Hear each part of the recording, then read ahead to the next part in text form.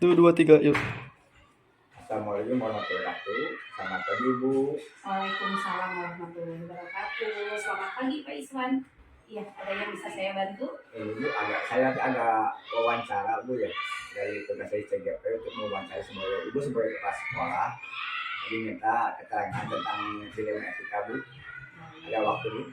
Insya Allah siap, mantap. Mulai aja Bu ya. Siap, mantap. Ini Bu, yang pertama itu bagaimana Ibu dapat mengidentifikasi kasus-kasus yang merupakan dilema etika dan rujukan moral? Iya, saya mencoba ya pertanyaannya Pak. Kalau kita lihat permasalahan atau kasus mana itu dilema etika, mana rujukan moral, tentunya kita harus identifikasi dulu kasusnya atau masalahnya. Ketika kita berada di situasi ada dalam dua pilihan dan itu adalah pilihan yang sama-sama mengandung nilai moral tapi bertentangan, itu merupakan dilema etika. Tetapi apabila kasus tersebut kita atau saya pribadi harus memutuskan mana yang benar atau salah, itu merupakan dilema moral. Seperti itu Pak. Ya. Yang kedua Bu ya, bagaimana Ibu menjalankan pengambilan keputusan sekolah Bu, terutama untuk kasus-kasus di mana ada kepentingan yang sama-sama benar dan sama-sama mengandung nilai kebajikan? Ya, terima kasih. Mungkin itu tentunya masuknya ke dalam dilema etika ya Pak ya. Ketika saya mengambil suatu keputusan di dalam tentunya ini di lingkup sekolah, saya selalu memutuskan bahwa mana itu yang manfaatnya lebih banyak Pak. Tentunya itu yang berdampak banyak terhadap guru maupun terhadap peserta didik. Apa saja Bu untuk mengambil keputusan tersebut selama ini? Langkah-langkah yang saya ambil ketika saya mengambil keputusan, tentunya yang pertama saya identifikasi dulu masalahnya. Setelah diidentifikasi masalahnya, saya cari penyebab dari masalah itu apa. Setelah tahu nih penyebab masalahnya apa, saya rembukan dengan kalau di sekolah di sini tidak ada wakil kepala sekolah, saya selalu mengambil keputusan yaitu secara bermusyawarah dengan guru yang dituakan di sini. Seperti itu Pak. Dan tentunya hasilnya pengambilan keputusan. Hal apa saja Bu yang selama ini dianggap efektif dalam mengambil keputusan kasus-kasus ini? Hal-hal yang saya anggap efektif yaitu ketika saya mengambil keputusan dan itu tentunya adil di beberapa pihak Pak, seperti itu. Dan saya merasa itu efektif kalau itu bermanfaat atau merasa adil, dan saya merasa adil itu di kedua pihak. Apakah ada tantangan Bu untuk kasus ini? Kalau disebut tantangan tentu ya Pak ya, ketika kita dihadapkan di dalam suatu permasalahan atau di suatu kasus, tentunya itu tantangannya ketika kita memutuskan dari hal terkecil saja untuk pembagian kasus, bukan kasus, mengambil keputusan, maksudnya kita memanggil di dalam penentuan kelas.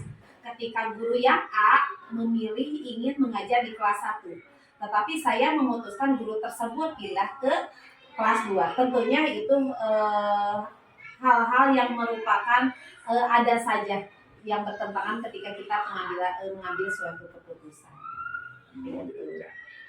Apakah ada Bu tata kelola atau jadwal tertentu dalam sebuah menyelesaikan keputusan dilema etika? Apakah Ibu langsung menyelesaikan tempat atau gimana Bu? Kalau secara jadwal kita fleksibel Pak. Saya akan memutuskan apabila itu segera saya harus mengambil keputusan, dan apabila itu memerlukan pemikiran yang lebih luas lagi, saya akan memusyawarahkan dulu dengan rekan sejawat. Jadi tidak ada khusus untuk dijadwalkan nih untuk pengambil keputusan, tidak seperti itu. Kita fleksibel saja. Apakah ada faktor atau seseorang yang dapat mempermudah itu Bu? Iya, untuk faktor-faktor tentunya, dan alhamdulillah saya sangat bersyukur saya dikelilingi oleh orang-orang yang luar biasa supportnya di sekolah ini. Apabila saya ada kendala atau sesuatu yang harus saya putuskan, saya tidak memutuskan secara hati nurani atau secara egosentris, tidak. Saya mengambil keputusan itu atas sepakat bersama dengan guru-guru, dan tentunya yang pertama saya ajak untuk bermusyawarah yaitu guru yang lebih senior, seperti itu. Ya Bu. terakhir aja Bu ya. Mangga. Dari hal yang telah disampaikan, pembelajaran apa yang dapat dipetik Bu? Pembelajaran yang dapat dipetik, dan insya Allah ketika kita berada atau di suatu masalah atau di suatu kasus pasti itu ada manfaat atau ada hikmahnya. Jadi yang pertama yaitu ketika kita memutuskan suatu perkara atau suatu kasus, kita jangan memutuskan suatu keputusan apabila kita dalam keadaan marah, itu intinya Pak. Dan kita harus memutuskan keputusan tersebut dalam keadaan kita sudah tenang, dan itu kita harus memikirkan dampak, baik itu dampak yang baik dan dampak yang buruknya. Jadi kita harus lebih mana nih yang manfaatnya lebih banyak, seperti itu. Ya. Iya. Ada lagi yang bisa saya bantu Pak? Ibu, terima kasih atas waktunya Bu. Ya, sama-sama Pak Iswan, sukses selalu ya. Mudah-mudahan pendidikan guru penggeraknya diberi kelancaran dan kemudahan oleh Allah Subhanahu wa taala. Amin. Sukses selalu. Izin pamit ya Bu. Iya. Assalamualaikum. Waalaikumsalam.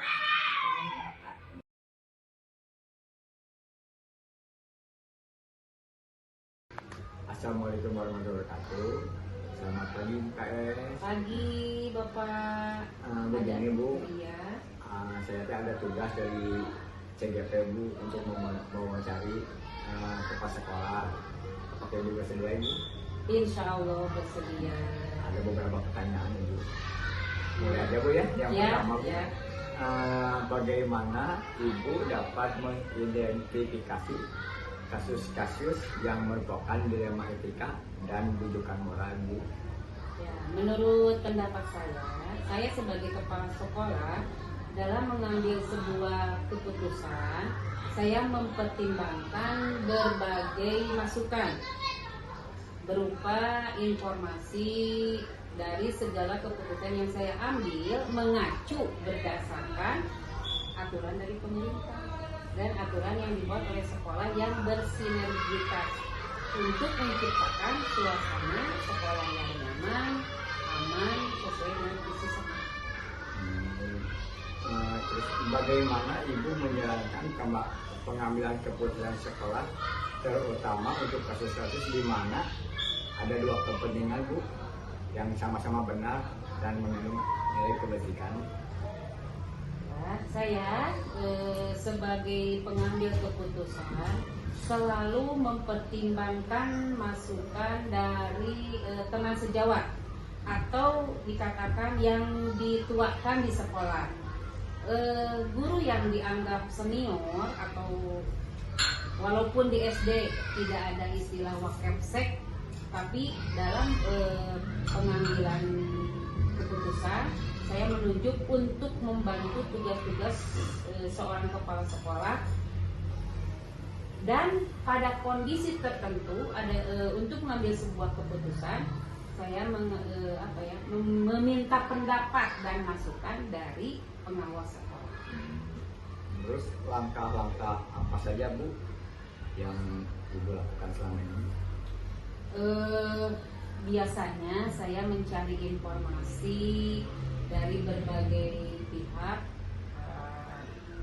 baik dari teman sejawat, komite sekolah, orang tua siswa, bergantung permasalahannya berkenaan dengan apa. Lalu setelah didapatkan informasi tersebut, saya melakukan analisis dalam mengambil keputusan yang terbaik. Terus hal apa saja Bu yang selama ini dianggap efektif dalam mengambil keputusan itu? Itu banyak tantangannya. Sebuah keputusan yang diambil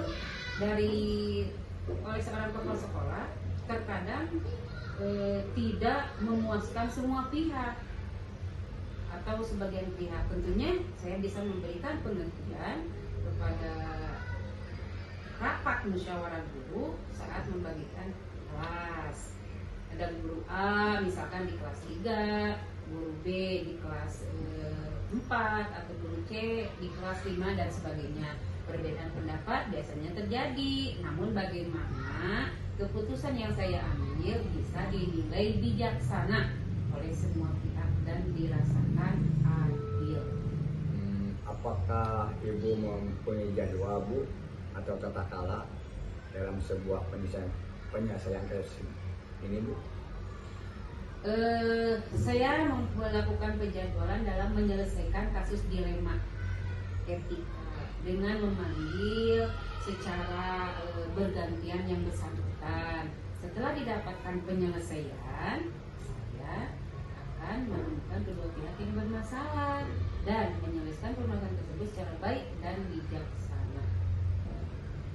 Apakah ada faktor atau seseorang yang dapat mempermudah kasus ini bu? Ada, selain keluarga yang mendukung, juga rekan sejawat, warga sekolah yang perlu kerjasama dan kekompakan sebagai sebuah tim dalam setiap pengambil keputusan. Dari semua hal yang telah disampaikan, apakah ada bu pemberian yang dapat dipetik? Ya, mungkin saya sebagai kepala sekolah mendapatkan berbagai pengalaman dari berbagai sekolah yang saya pernah bertugas sebelumnya, terutama di tahun pertama menjadi kepala sekolah. Seorang kepala sekolah bukan hanya dituntut bisa menjadi pemimpin sekolah, tetapi sifatnya kompleks, harus bisa ditangani dan diselesaikan oleh seorang kepala sekolah. Mungkin itu Pak jawaban dari saya. Masih ada jawaban itu pertanyaannya? Cukup ibu. Terima kasih ibu atas waktunya. Mudah-mudahan Pak Iswan bisa melanjutkan tugasnya yang selanjutnya dan lancar, sukses. Amin ibu. Izin pamit ibu. Ya. Assalamualaikum warahmatullahi wabarakatuh. Waalaikumsalam warahmatullahi wabarakatuh.